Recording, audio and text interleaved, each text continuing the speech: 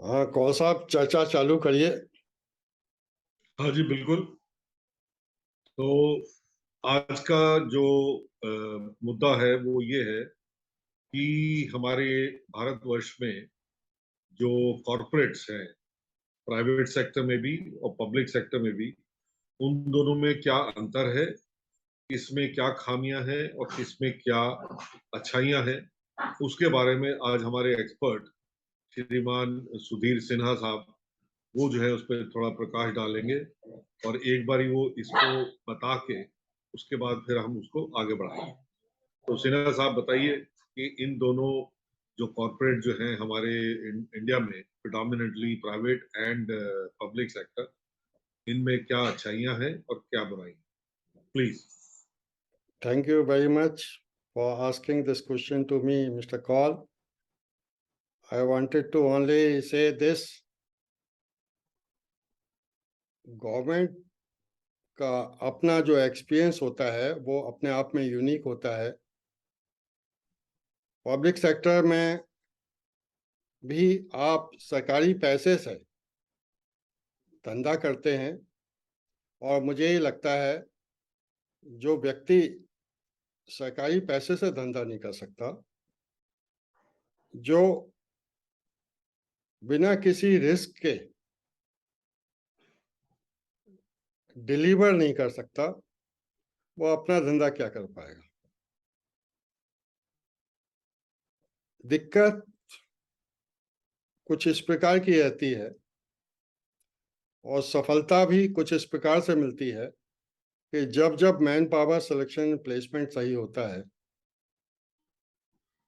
तो वो चाहे सरकारी विभाग हो, चाहे कॉरपोरेट हो, चाहे पब्लिक सेक्टर है, वो चमकेगा और रिजल्ट अच्छे आएंगे। और जब जब इसमें प्रदूषण फैलता है, मेल प्रैक्टिसेस हो जाती हैं, फेवरेटिज्म होता है, तो चाहे वो कॉरपोरेट हो, चाहे प्राइवेट हो, चाहे प्योर गवर्नमेंट डिपार्टमेंट हो, उसकी बदनामी होती है और रिजल्ट सामने नहीं आते। इसके तो बारे आपका में कहने का तात्पर्य ये है जी, कि कोई भी सेक्टर हो, टू स्टार्ट विद, उसकी सक्सेस जो है वो इस पे डिपेंड करती है कि उसमें लोग आग कैसे चुने जाते हैं। अगर अच्छी क्वालिटी के लोग चुनेंगे, चाहे वो लोअर लेवल पे हो या हायर लेवल पे हो, अगर वो अच्छे चुने जाएंगे तो चाहे प्राइवेट सेक्टर हो या पब्लिक सेक्टर हो, जो रिजल्ट जो है वो अच्छे आएंगे। लेकिन अगर लोग ठीक नहीं है तो उसके बाद जो है फिर रिजल्ट, चाहे वो प्राइवेट सेक्टर हो या पब्लिक सेक्टर हो, उसमें जो है आपका वो डेवलपमेंट जो है, जो एक मेन जो एम है वो पूरा नहीं होगा। आपको यही कहने का मतलब? हाँ, उदाहरण के लिए मैं आपको बताना चाहता हूँ कि मैं 13 साल तो डेप्यूटेशन पे यूपी स्टेट विज कॉर्पोरेशन में मैंने सेवाएं दी। किस पे जी? और यूपी स्टेट विज कॉर्पोरेशन लिमिटेड, जिसकी सेतु यूपी बनाने स्टेट में, ब्रिज ब्रिज बनाने में ब्रिज दुनिया भर में ख्याति थी। और ये कंपनी हाँ, जब हम लोग पास आउट हुए थे लगभग उसी ईयर में कंसीव की गई थी। और पीडब्ल्यूडी के जो नामी गिरामी honest and very learned and talented engineers थे, उनका ब्रेन चाइल्ड था ये। अच्छा। और ईमानदार लोगों को सरकार ने मौका दिया, ब्रिज कॉर्पोरेशन जैसी संस्था बनाई। हम्म। उसकी विशेषता ये थी कि देखिए, जब काम दिया जाता था किसी प्रोजेक्ट मैनेजर को, तो उससे कहा जाता था कि भाई आप एक डीसी पैटर्न एस्टिमेट बनाइए। डीसी पैटर्न एस्टिमेट का मतलब क्या था? मशीनें कितनी चाहिए होंगी, कितनी चलेंगी, उनकी कॉस्ट क्या होगी, किस किस मटेरियल की जरूरत होगी, किस रेट पर मटेरियल खरीदा जाएगा, लेबर कंपोनेंट किस तरह से मैनेज होगा, लेबर कंपोनेंट क्या होगा। उसके आधार पर हम ये कहते थे कि भाई ये 10 करोड़ का काम हमें मिला है, मगर मैंने डीसी पैटर्न एस्टिमेट ये 9 करोड़ का बनाया है, तो 10% का कॉर्पोरेशन को फायदा होगा। तो हमारे एमडी कहते थे ठीक है, हमने आपकी बात मान ली। अब आप जानते हैं कि कॉर्पोरेशन में कुछ स्टाफ ऐसा है जिसको किसी इम्पोर्टेंट प्रोजेक्ट पे अभी नहीं लगा हुआ है। तो आप अपनी चॉइस बताइए कि किस मैं स्टेट सॉरी, की मैं आपको आपको इंटरप्ट आवश्यकता। कर रहा हूँ। जी, सॉरी सुहा, मैं आपको इंटरप्ट कर रहा हूँ। पहले आप थोड़ा बैकग्राउंड दीजिए कि ये ब्रिज कॉरपोरेशन का जो मकसद था वो सिर्फ ब्रिजेस बनाना था या ये कुछ और भी इसमें शामिल है? बेसिकली ब्रिज ब्रिज बनाना था। और ओके। जो और ये अच्छा ब्रिजेस जो ये है ये किसी भी दुनिया के किसी कोने में, या ये सिर्फ इंडिया के लिए कंपनी बनानी देखिए, ब्रिजेस ये एक बनाती है? तरह से पब्लिक सेक्टर अंडरटेकिंग थी। महाराष्ट्र स्टेट को ब्रिज बनाने हों, चाहे इराक में ब्रिज बनने हों, तो टेंडर बेसिस पे पार्टिसिपेट करती थी और कॉन्ट्रैक्ट अच्छा। वर्क्स भी मिलते थे और हम लोगों को डिपॉजिट वर्क्स भी मिलते थे। डिपॉजिट का मतलब ये था कि पीडब्ल्यूडी को से कहा जाता था, पीडब्ल्यूडी को फंड्स मिलते थे कि साहब आपको इतने इतने ब्रिज 100 ब्रिज बना के देने हैं इस फाइनेंशियल ईयर। तो पहले पीडब्ल्यूडी खुद बनाती थी और पीडब्ल्यूडी जब बनाती थी तो वो ठेकेदारी प्रथा से बनाती थी जनरली। तो ठेकेदार काम अच्छा नहीं करते थे तो शिकायतें आती थी। तो इसलिए कॉरपोरेशन बनाई गई कि कॉरपोरेशन में हम खुद काम करेंगे, हम खुद मटेरियल खरीदेंगे, खुद अपनी लेबर रखेंगे, अपनी मशीनें होंगी, तो चोरी चकारी नहीं होगी, तो काम। इसका मतलब जो स्ट्रक्चर जो था वो ये था कि पीडब्ल्यूडी को एक वो मिला कि भाई यहाँ पे आप टेंडर दे सकते हो। जो मिडिल मैन की तरह से काम करता था वो हट गया।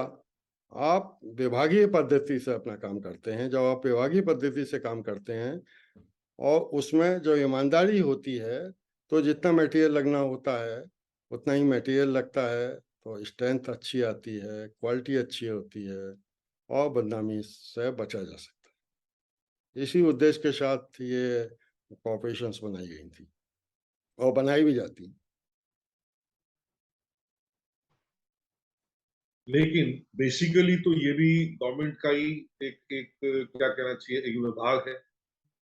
हाँ, गवर्नमेंट का एक ही विभाग है और गवर्नमेंट की हमेशा एक इच्छा रहती है कि किसी भी तरह से अच्छे काम हो। ये सोच अपने आप में गलत है कि गवर्नमेंट में अच्छे काम करने की सोच ही नहीं होती। गवर्नमेंट में बहुत अच्छे काम करने की सोच होती है और मुझे लगता है कि गवर्नमेंट में cream of the nation join करता है। और कभी कभी और ऐसा हो जाता है कि सिलेक्शन प्लेसमेंट सही ना होने की वजह से जो गलत लोग हैं उनको की प्रोजेक्ट्स मिलते हैं और फिर वो बदनामी के कारण बनते हैं। देखिए, ये एक जनरल क्या कहना चाहिए परसेप्शन है जनता में। जी, और वो सिर्फ इंडिया तक ही सीमित नहीं है, वो पूरे वर्ल्ड में मतलब वो फैला है कि भाई जो भी गवर्नमेंट की जो कंपनीज होती हैं या कॉरपोरेशंस होती हैं या पब्लिक सेक्टर में ये वर्क्स डिपार्टमेंट जो होते हैं पीडब्ल्यूडी वगैरह, इनमें जो है इनएफिशिएंसीज बहुत होती है। और उसका रीजन बेसिकली यही है कि लोग बाग जो है काम जो है पूरी दिल से नहीं करते हैं, क्योंकि उनको सबसे बड़ी जो उनको वो मिली हुई है वो जॉब सिक्योरिटी। तो जब आपको डर ही नहीं होगा जॉब करने का तो आप कहते हो ठीक है, आज नहीं तो कल, कल नहीं तो परसों अपना कर लेंगे। और जो क्वालिटी ऑफ द जॉब है उस पर भी ज्यादा ध्यान नहीं दिया जाता, तो आपका जो है क्या कहते हैं quality of work also suffers. तो ये जो एक एक एक जनरल परसेप्शन है, उस उस पे आपका क्या कहना है? क्योंकि आपके हिसाब से तो लग रहा है कि नहीं भाई, गवर्नमेंट ऑर्गेनाइजेशन जो है बड़ी एफिशिएंट है, बड़ा अच्छी तरह से काम करती है, सब कुछ ठीक चल रहा है। लेकिन हमने देखा है कि हमेशा जो भी गवर्नमेंट ऑर्गेनाइजेशन का प्रोजेक्ट होता है उसमें हमेशा दोगुना टाइम, तिगुना टाइम, या कभी प्रोजेक्ट पूरा ही नहीं होता या वो चलता रहता है, चलता रहता है। कभी उसका एक क्या कहना चाहिए नियमित उसका जो है अंत नहीं देख पाते हैं। तो इस पे आपका क्या विचार? देखिए, मेरा मानना यह है कि गवर्नमेंट में जो लोग चुन के जाते हैं वो काफ़ी मेधावी होते हैं और उनमें जज्बा होता है कि कुछ करके दिखाने का। मगर ये भी सच है कि अच्छा खासा प्रतिशत अपना रास्ता कुछ इस तरह से चुनते हैं कि उनको काम ना करना पड़े और गलत तरीके से किसी तरह से वो ऐश कर सकें।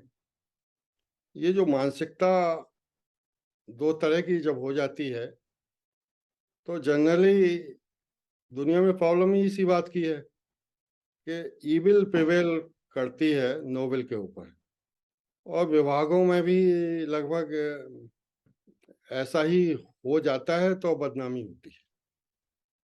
अगर विभागाध्यक्ष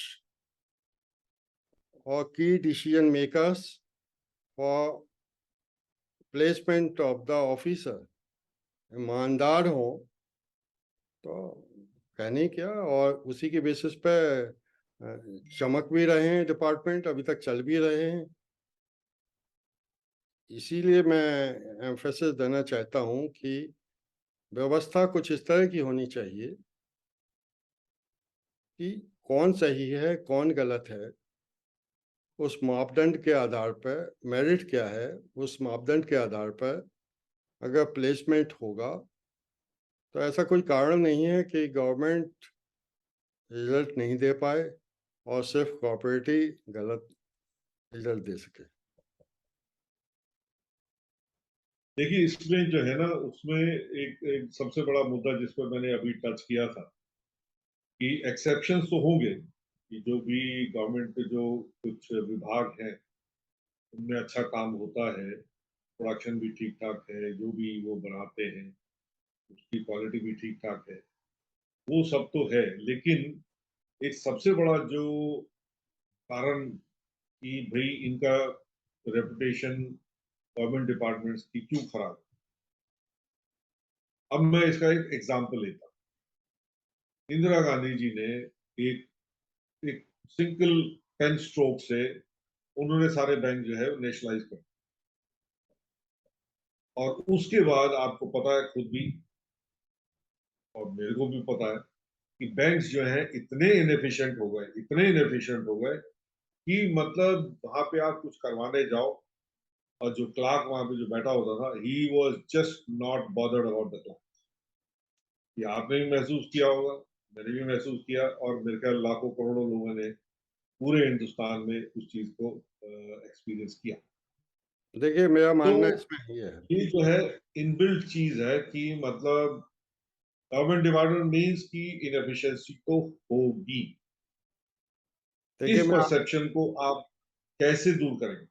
देखिए मैं आपसे इस बात से सहमत नहीं हूँ। एक जमाना था जब फाइल्स में डाटा होता था और फाइल से रिट्रीव करना मुश्किल होता था। आजकल तो कंप्यूटराइज ज़माना है, डाटाबेस मैनेजमेंट है। आज की तारीख में अगर कोई सीईओ अपने को मानता है तो उसको नीचे क्या हो रहा है उसके हर मूवमेंट के बारे में, हर कॉस्ट कंपोनेंट के बारे में जानना जरूरी है। अगर मान लीजिए कि वो कंप्यूटर लिटरेट नहीं है तो वो यंगस्टर्स को अपना एग्जीक्यूटिव असिस्टेंट बना सकता है। जब तक ऑर्गेनाइजेशन पे उसकी पकड़ नहीं है ठीक, तो he does not deserve to be appointed for that position. अब अब क्योंकि वेस्टेड इंटरेस्ट की वजह से कभी कभी और इस तरह के पोस्टिंग्स हो जाती हैं जिसकी वजह से प्रॉब्लम्स रहती हैं। मगर मेरा विचार यह है कि टोटल ट्रांसपेरेंसी और डिजिटाइजेशन से ये कमियां दूर हो सकती हैं। Government department and public sector undertakings अब पहले की अपेक्षा बहुत अच्छा काम कर सकती हैं, क्योंकि ये व्यवस्था ऐसी बनाई जा सकती है कि जो कुछ है वो सबको दिखाई दे सकता है, और अगर आप नहीं देख रहे हैं तो it is a punishable offence, आपको पनिशमेंट भी झेलना पड़ेगा। जब आदमी को ये पता होता है कि मुझे देखा जा रहा है, बच्चा भी तभी तक गलती करता है वो उसे लगता है कि मेरे पेरेंट्स मुझे नहीं देख रहे हैं। और जब नीचे वाले हों चाहे ऊपर वाले हों, चाहे सीईओ हो चाहे प्रोजेक्ट मैनेजर हो, उसके हर कॉस्ट कंपोनेंट की, हर प्रोग्रेस की जानकारी हर लेवल पर ली जाएगी, तो ऐसा हो ही नहीं सकता कि प्रोजेक्ट प्रॉफिटेबल ना रहे। तो आपकी बात, आज की तारीख में ये सब संभव है। और कॉर्पोरेट कल्चर्स में मुझे ऐसा लगता है कि जो बीमारी सरकारी विभागों में थी, ग्लोबली कॉर्पोरेट्स में आ रही है, और इसीलिए कॉर्पोरेट्स फेल हो रहे हैं, मुझे ऐसा लगता है। ये जो आपने बात करी कि कॉर्पोरेट्स फेल हो रहे हैं और सरकारी जो भी विभाग है वो बड़ा अच्छा काम कर रहे हैं, कर ये सकते हैं, कर सकते हैं। हाँ कर दे सकते कैन हैं। डू। देखिए करने को तो, देखिए जहां तक कर सकने का सवाल है, वो तो मैं भी एटम बॉम्ब बना सकता हूँ, आप भी बना सकते हैं एटम बॉम्ब, या आप भी एक ब्रिज बना सकते हैं या डैम बना सकते हैं, लेकिन हम नहीं बना रहे ना। तो सकने का जो है वो चीज तो एक बहुत ही सेपरेट हो जाती है, उस पर तो हम डिस्कस कर ही नहीं सकते कि हम, अगर वो कैपेबिलिटीज हमारे इंजीनियर्स में है, हमारे इंजीनियरिंग इंस्टीट्यूशंस में वो चीजें बताई जा रही हैं कि भाई कैसे ब्रिज बनाना है, कैसे मकान बनाना है, कैसे दुकान बनाना है, कैसे एक क्या कहते हैं रेलवे लाइन बिछानी है, उसका मेटल कैसा होना चाहिए, ये सब चीजें तो बताई जाती हैं ताकि आप उसको कर सकते हो। लेकिन क्योंकि ऑर्गेनाइजेशनल स्ट्रक्चर जो है, अगर आपका फुल ऑफ फेलियर है, और जो कि गवर्नमेंट डिपार्टमेंट के जो आपके जो मैनेजमेंट जो स्ट्रक्चर है वो है, उसमें काफी नुक्स हैं। हाँ, एक बात से मैं जरूर आपके सहमत हूँ कि शायद आजकल के जो जो सरकारी कार्यालय हैं उनका शायद उतनी बुरी हालत नहीं है जितने की पहले हुआ करती थी, लेट्स से 10 इयर्स बैक और 5 इयर्स बैक और 8 इयर्स बैक और व्हाटएवर इट इज। तब से जो है सरकारी विभागों में काफी इंप्रूवमेंट आई है, और इसमें कोई शक नहीं। अब मैं आपसे एक दूसरा, एक बिल्कुल अलग से इसी बेस पे एक नया मुद्दा मैं पूछना चाहता हूँ और आपके कमेंट लेना चाहता हूँ उस पे, उस मुद्दे पे। वो ये है कि अगर हम सरकारी विभागों को, इनकम टैक्स कलेक्शन है, जीएसटी कलेक्शन है, एक्साइज ड्यूटी, ये वो उसको छोड़ दीजिए, तो गवर्नमेंट के हाथ में ही रहने चाहिए। लेकिन बाकी जितने भी पीएसयूज हैं, बैंक्स हो गए, आपका क्या कहते हैं जो भी ये पब्लिक सेक्टर अंडरटेकिंग्स है, कोई प्रोडक्शन यूनिट है, कोई कुछ है, कोई कुछ है, उसको हम अगर प्राइवेटाइज कर दें और इन सब सेक्टर्स में एफिशिएंसी बढ़ जाएगी। अब जैसे हमने ये क्या कहते हैं, गवर्नमेंट ने एयर इंडिया को टाटा को बेच दिया, और उससे पहले, बेचने से पहले इतना जबरदस्त लॉस, मतलब कोई 12-13 बिलियन डॉलर का लॉस जो है, एक्यूमुलेटेड लॉस इस पे हुआ। That's not a joke. और वो इसीलिए था क्योंकि इनएफिशिएंसीज बहुत ज्यादा। और मैं तो पर्सनल स्टोरीज मैंने सुनी है कि कैसे एयर हॉस्टेसेस, पायलट्स, ये लोग क्या मस्तियां करते थे, जो कि कस्टमर्स के लिए या जो फ्लायर्स होते थे उनके लिए जो सामान खरीदा जाता था, वो लोग ये सब अपने घर ले जाते। शैंपेन की बोतलें हो गई, विस्की की बोतलें हो गई, खाना पीना ये वो। बल्कि कई एयर होस्टेस मेरे को मिली, वो कहती है हमने तो घर पे, जब से मेरी नौकरी लगी मैं घर पे तो खाना बनाई नहीं, हम तो एयर इंडिया के खाने से अपना घर चला रहे बढ़िया। तो जब एक एक इनएफिशिएंसी इतनी ज्यादा बढ़ जाती है तो फिर क्या होगा उसका। अब उसको उन्होंने प्राइवेटाइज कर दिया, टाटा ने खरीद दिया है। Now in fact they are thinking of merging Vistara and Air India. Vistara इनकी है, टाटा की एंड सिंगापुर के कॉर्पोरेशन से है। तो ये जो फ्लेक्सिबिलिटी आती है प्राइवेट सेक्टर में, वो गवर्नमेंट सेक्टर में हो नहीं सकती।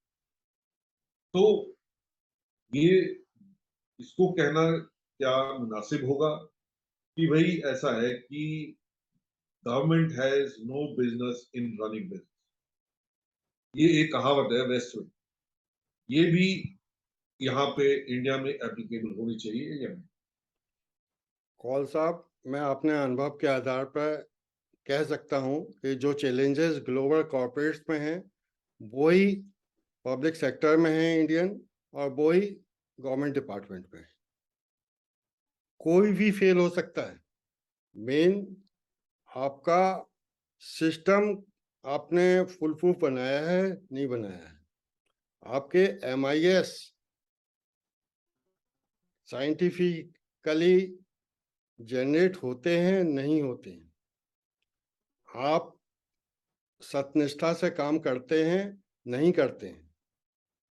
जहां तक प्राइवेट सेक्टर की आप बात कर रहे हैं और एयर इंडिया की बात कर रहे हैं, आपकी जानकारी में होना चाहिए ऐसी कोई एयरलाइन इंडिया की नहीं है जो लॉस में नहीं जा रही है।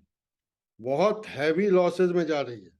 और आप अगर पढ़ेंगे सोशल मीडिया में, मैंने देखा है, मैंने पढ़ा है कि वो ये कहते हैं कि साहब दिक्कत इस बात की है कि फ्यूल के चार्जेस एक तो बहुत हैवी होते हैं, उसमें हमारा पैसा जाता है, और दूसरा ये है कि हमारे जो स्टाफ के खर्चे बहुत ही ज़्यादा होते हैं और मेंटेनेंस के खर्चे भी ज़्यादा होते हैं। इसको कट करने के लिए पायलट वो अपॉइंट करने शुरू कर दिए हैं इन एयरलाइन ने जो कॉम्पिटेंट नहीं है, कम तनख्वाह देनी पड़े। मेंटेनेंस स्टाफ इस तरह का आप अपॉइंट कर रहे हैं कि आपको ओवरहेड अपने कम करने हैं, कॉम्पिटेंट नहीं है। दुर्घटनाएं निश्चित रूप से होंगी। और भाई किसी को भी, मुझे तो ये लगता है कि गवर्नमेंट को, किसी भी गवर्नमेंट डिपार्टमेंट को निजी संस्था को हैंडओवर करने से पहले उससे प्रोजेक्ट रिपोर्ट मांगनी चाहिए कि भाई किस तरह से आप इसको सही करके दोगे। आंख मीच के अगर आप डिसीजन ये लेते हैं कि भाई टाटा को हमने दे दिया, अब तो हमें चिंता करने की जरूरत ही नहीं, ऐसा नहीं होगा, ऐसा नहीं होना चाहिए। आप बोलें। तो आपका मानना ये है कि नई कॉम सारी जितनी भी आपकी कंपनीज हैं सबको नेशनलाइज कर देना चाहिए?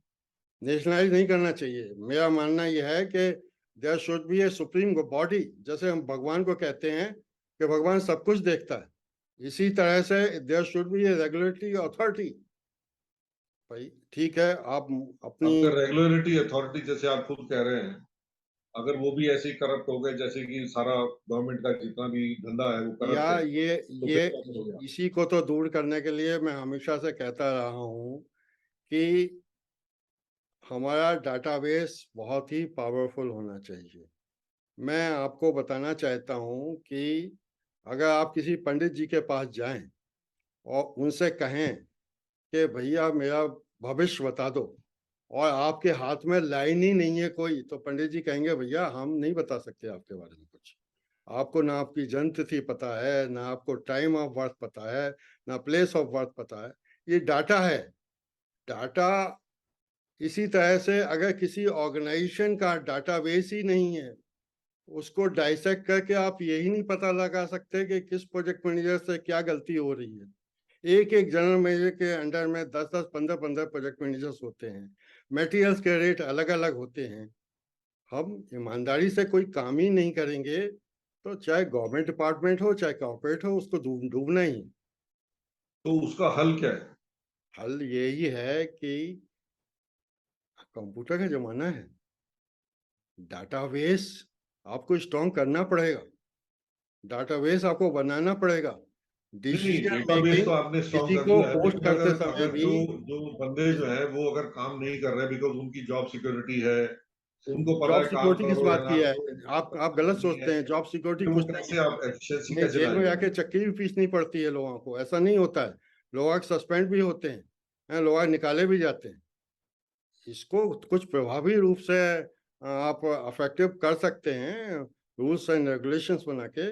मेरा मानना यह है कि देखिए, लोग देखना ही नहीं चाहते। मैं एक बार ब्रिज कॉर्पोरेशन में एग्जीक्यूटिव असिस्टेंट टू MD था, तो मुझे क्योंकि कंप्यूटर में रुचि थी, तो मैं डाटाबेस के आधार पर उनके रिपोर्ट भेजता रहता था कि देखिए साहब इस प्रोजेक्ट में ये आदमी विशेष पे ये काम कर रहा है, उसके मटेरियल्स की कॉस्ट आप ही है और आपका बेस्ट आदमी ये है। तो मैं इस तरह की क्रिटिकल एनालिसिस करके भेजता था। और वो ईमानदार मैनेजिंग डायरेक्टर थे, उन्होंने हमसे एक बार एक रिपोर्ट में लिख के भेज दिया, प्लीज डिस्कस। मैं डिस्कस करने गया उनके पास, तो उन्होंने कहा भाई आप ये who told you to paper report like this? किसी वर्कर्स वगैरह के नेता के हाथ में पड़ गई तो हम तो जवाब नहीं दे पाएंगे। तो हम उसने कहा सर हम समझते हैं हमारी ड्यूटी तो यही है कि हम डाटाबेस के आधार पर आपको बता सकें who is good who is bad. और यही चीज मैं आपको बताना चाहता हूँ। कैलाश मिश्रा जी उन दिनों पीडब्ल्यूडी मिनिस्टर थे, और उनके जो पीए थे विजय पाठक, हैं, जो आजकल वर्तमान में बीजेपी के वाइस प्रेसिडेंट हैं यूपी के। He was very sharp man. उसको मैंने ये डाटाबेस का मैजिक दिखाया, हैं, तो वो बहुत प्रभावित हुआ। उसने कहा मंत्री जी को दिखाते हैं। तो आप समझ लीजिए कि मैंने कैलाश मिश्रा जी के घर में उनके बेडरूम में बैठ के डेमो दिया, और बिना अपने एमडी के संज्ञान में। मेरा मानना यह है, देखिए, अच्छे काम को, अच्छे लोगों को अच्छे लोग भी पसंद करते हैं और बेईमान लोग भी पसंद नहीं, करते वो जो आपने काम किया वो इम्प्लीमेंट हुआ था बाद में या नहीं? हैं। देखिए, जिस लेवल के हम चाहते थे ट्रांसपेरेंसी हो, आजकल एक्चुअली जितने आजकल प्रॉब्लम क्या है, हमारे एमडी भी ईमानदार तो थे, मैं उस ईमानदारी का फायदा क्या है कि आप अपना ऑरा बढ़ा नहीं पा रहे। देखिए, ऊपर अगर कोई आदमी है, मैं अपने देखिए एमडी होता से भी क्या कहता है, था मैं कि आपको साहब, सॉरी मैं आपको आप इंटरप्ट कर आप रहा इस हूँ पोजीशन में चिराग, पहुंचे इसमें हैं तो this is gift of God. Problem government sector में यही आती है because you have to become more of a politician than a manager. नहीं नहीं, मैं आपको इससे जो है सहमत नहीं हूँ। दुनिया मैं इससे भर के सहमत नहीं हूँ। फैक्टर्स की, नहीं भाई वो यूनियन लीडर को भी खुश रखना है, वो फलाना जो मिनिस्टर का आदमी है उसको खुश रखना है, फलाना प्राइम मिनिस्टर आदमी है उसको खुश रखना है।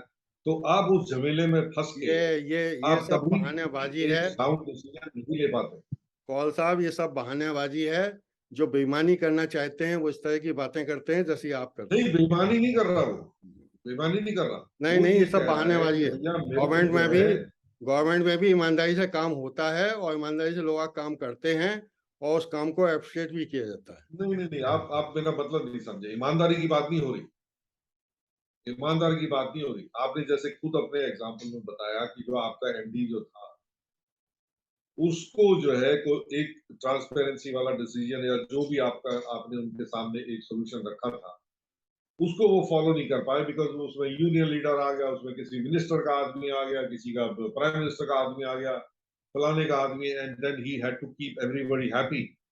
और उस हैप्पीनेस को क्रिएट करने में विद ऑल दीज पीपल आपका मेन मुद्दा जो कि आपने डिसीजन लेना है जो कि कॉर्पोरेट के लिए बेस्ट है वो आप नहीं ले पाते। प्राइवेट में क्या होता है कि वहां पे जो है आपका फोकस जो है वो सबसे पहला काम जो है वो है पैसे बनाना, देखिए, प्राइवेट में और पब्लिक दूसरा सेक्टर। काम ये है कि पैसे बनाने के साथ साथ अब जो है नई चीज आ गई सोशल रिस्पॉन्सिबिलिटी। उनको ये नहीं देखना भाई मिनिस्टर का कोई बेटा है, किसी का फलाने का ये है, यूनियन बाजी है, उन्हें वो कुछ नहीं देखना, उसको कोई मतलब नहीं। उनको पैसे बनाने हैं और पैसे बना के प्रॉफिट शो करना है। That is the only way the MD can keep his job, because if he doesn't do that he can be kicked out 6 महीने बाद, 2 महीने बाद, 5 महीने बाद, साल बाद, 2 साल बाद, 5 साल बाद he'll be kicked out कि भाई तेरी परफॉर्मेंस ठीक नहीं है and you are kicked out. लेकिन गवर्नमेंट में क्या होता है, गवर्नमेंट सेक्टर में आपका जो है ये टॉलरेंस जो है बहुत बढ़ती जाती है, आप टॉलरेट करते रहते हैं, हाँ भैया उसने मिनिस्टर का ध्यान रखना, इसने फलाना किया, ये किया, वो किया।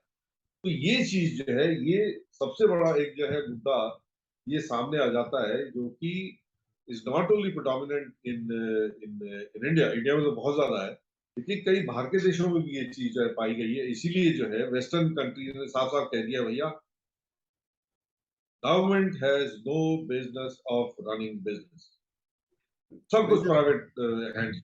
मुझे लगता है जो ऐसा स्टेटमेंट देते हैं उसमें भी उनका वेस्टेड इंटरेस्ट हो सकता है। मेरा मेरा नहीं, मेरा वेस्टेड इंटरेस्ट से कोई मतलब नहीं है। देखिए आप बेसिक उसको आप भूल रहे हैं। जो बेसिक जो चीज है वो ये है कि आपको जो है कॉर्पोरेट जो है कभी भी लॉस पे आप नहीं चला सकते, चाहे वो पब्लिक सेक्टर हो चाहे वो प्राइवेट मुझे सेक्टर। अगर मुझे आप मुझे पब्लिक मुझे सेक्टर को मुझे मुझे कौन साहब ये अगर आप लगता पब्लिक है कि सेक्टर को आपने आप अगर पब्लिक सेक्टर कंपनी को आप लॉसेस पे चला रहे हो तो गवर्नमेंट को पैसा उसमें डालना पड़ता है उसको चलाने के लिए। लॉसेस कहाँ से पूरे होंगे? गवर्नमेंट को पंप इन करना पड़ेगा पैसा। और जब गवर्नमेंट पंप इन करेगी, वो किसका पैसा है? गवर्नमेंट का पास कौन सा कोई अपनी जेब है क्या? वो भी पैसे टैक्स कलेक्शन से कलेक्ट करते हैं, जो कि आप जैसे और हमारे जैसे देते हैं। तो टैक्स पेयर का पैसा जो है, आप एक कॉर्पोरेशन में बिकॉज ऑफ इट्स इनएफिशिएंसीज आप उसमें पंपिंग कर रहे हैं, जो कि एयर इंडिया में हो रहा था। और भी बहुत सारी कंपनियां हैं जहां पे ऐसा हो रहा है। देखिए कौल साहब, मैं तो आपको धीरे बताना धीरे वो परसेप्शन जो है, वो हमारी जो जनता है उसके अंदर वो परसेप्शन जो है उसको हमें दूर करना बहुत जरूरी है मेरे ख्याल से। देखिए कौल साहब, मेरा मानना यह है कि प्राइवेट सेक्टर में भी तरह तरह की बीमारियां घुसी हुई हैं। हिंदुस्तान में जो लोन में पैसा दिया जाता है, उसका 50 से 70% 1,000 करोड़ के टर्नओवर से ज़्यादा जिनका टर्नओवर होता है उनको दिया जाता है। बेईमान लोगों को लोन मिल जाते हैं, ईमानदारों को लोन नहीं मिलते हैं। अगर बेईमान आदमी किसी कंपनी को चलाएगा तो उसमें ईमानदारी कैसे आ जाएगी? मेरी सोच तो यही है कि देखिए ऐसा है, जो अगर आप सोच ईमानदार होगी तो अब आप रिजल्ट आ गए ईमानदार। हैं। देखिए अब आप आ गए हैं कि ईमानदार लोग और बेईमान लोग। देखिए ईमानदार लोग जो है वो गवर्नमेंट सेक्टर में भी हो सकते हैं, और बेईमान लोग जो है वो प्राइवेट सेक्टर में भी हो सकते हैं, इसमें कोई दो राय नहीं। लेकिन वो मुद्दा जो है वो बिल्कुल फर्क है। वो मुद्दा एक सेपरेट मुद्दा है, उसकी उसके बारे में बात नहीं हो रही है। हम तो अभी एक स्ट्रक्चरल, जिस पर मैंने क्वेश्चन आपसे पूछे थे, हम एक स्ट्रक्चर के बारे में बात कर रहे हैं, प्राइवेट वर्सेस पब्लिक सेक्टर, इस पे बात हो रही है। और उस पे जो है, जो कि एटलीस्ट वर्ल्ड में जो ये चेंजेस आई हैं कि भाई ये जो पब्लिक सेक्टर में जो कंपनीज हैं, और इसके बहुत सारे एग्जांपल्स हैं। मैं आपको बता देता हूँ, चाइना में पहले जब कम्युनिज्म था, तो ईच एंड एवरी, इवन वहां जो जिसे कहते हैं ना, लिटरली जो पान की दुकान थी वो भी also owned by by by the government. लेकिन इतनी इनएफिशिएंसी रशिया में मैंने देखा है, मैंने चेक रिपब्लिक में देखा है, मैंने पोलैंड में देखा, क्योंकि everything during communism was owned by क्या कहते हैं, द गवर्नमेंट। और उसमें इनएफिशिएंसी इतनी ज्यादा थी कि वो कोई भी कंपनी जो है, कोई ना वो प्रॉफिट वगैरह को तो छोड़ दो यार, वो लोग वो एक प्रोडक्ट ही नहीं बना पाते थे भाई। जिल एक कंपनी है रशिया की, मैं बारे में बात बता रहा हूँ आपको, मॉस्को में ही है वो कंपनी। वहां पे 2.5 लाख लोग थे, employees, and they were manufacturing 40 to 50,000 vehicles per year, which is utter nonsense. 30-40 हजार लोग जो हैं, वो कम से कम भी 5-6 लाख व्हीकल्स बनाते हैं साल। ये है रेशो। और यहाँ उल्टा था, 2.5 लाख लोग। It was huge company. मतलब वहां एक डिपार्टमेंट से दूसरे डिपार्टमेंट जाने के लिए कार में जाना पड़ता, and but people were not doing work at all, खाली बैठे हुए अपना आराम से। चाइना में वो हर 15 मिनट के बाद वो ब्रेक लेता था, जो वर्कर था, वो जाके अपना, उसने अपना वो ग्रीन टी बनाई, वो अपना पी रहा है, आराम कर रहा है, वो I am very tired. 15 minute का काम, आधा घंटे का वो ब्रेक लेगा। तो ये जो एक खैर वो तो another, that was another extreme. But मेरा कहने का तात्पर्य ये है कि ये जो परसेप्शन है ना कि गवर्नमेंट के जो हाँ, अब आप बात करते हैं कि साहब जो इनकम टैक्स का डिपार्टमेंट हो गया, एक्साइज का हो गया, जीएसटी, ये वो, जो भी हमारे गवर्नमेंट के जो डिपार्टमेंट्स हैं, उनमें जो है एफिशिएंसी कैसी बढ़ाई जाए, उसके बारे में मेरे ख्याल आप जो है थोड़ा सा उसमें प्रकाश डालने की कोशिश देखिए मैं तो पहले मेन मुद्दे पे बात करना पसंद करूंगा। मेरा मानना यह है कि ये जितने भी आप स्टॉक मार्केट देखते हैं, इतनी कंपनियां हैं, किसी की भी बैलेंस शीट ईमानदारी से नहीं बनाई जा रही हैं। सभी जगह जगलरी है। और मैंने तो कम से कम 2 इंटरनेशनल टॉप लेवल की कंपनियों के कॉर्पोरेट्स का अध्ययन किया। They do not bother at all कि डाउन फॉर्मेशन में क्या डिसीजन लिए जा रहे हैं, कितना पैसा खर्च किया जा रहा है। मैंने कई बार क्वेश्चन भी किया कि भाई मुझे ये बताओ, हम तो एक इंडियन कंपनी में काम करते थे, हमसे तो पूछा जाता था कि भाई आप इतना पैसा खर्च कर रहे हो, तो उसके रिटर्न में आप अपनी तनख्वाह और कुछ प्रॉफिट निकाल पा रहे हो, नहीं निकाल पा रहे हो? और millions and millions of dollars खर्च हो रहे हैं एंड नोबडी इज बॉदरिंग। ये कंपनियां जाएंगी कहाँ? आप तो फूले नहीं समाते इस वास्ते कि साहब कॉर्पोरेट ने तो गजब कर दिया। मुझे लगता है कि आने वाले जो रिसेशन चल रहा है वर्ल्ड में, क्यों चल रहा है? These corporates are not able to work well. उनमें सभी वो बीमारियां आ चुकी हैं जो सरकारी डिपार्टमेंट में होती हैं। आपका क्या सोच है इस बारे में? पहले तो हमें उनको सही करना है जो अपने को